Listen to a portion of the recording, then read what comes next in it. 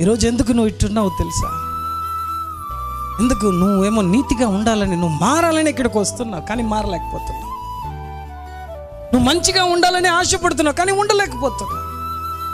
అంతే. నువ్వు ఏం నిర్ణయించుకున్నావు తెలుసా? ఇప్పుడు పాపాలు చేస్తానే ఉండాలేమో కానీ దేవుడు క్షమిస్తానే ఉంటాడు, నేను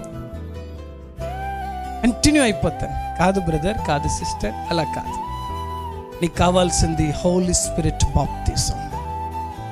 నీకు పరిశుద్ధాత్మలో బాప్తిజం కావాలి. హల్లెలూయా. అప్పుడు నీ బాడీ అనేది యాక్టివేట్ అవుతుంది. హల్లెలూయా.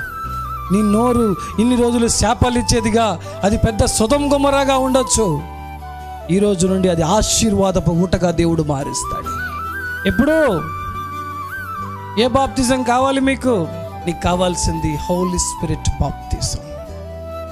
నీకు పరిశుద్ధాత్మలో బాప్తిజం కావాలి. హల్లెలూయా.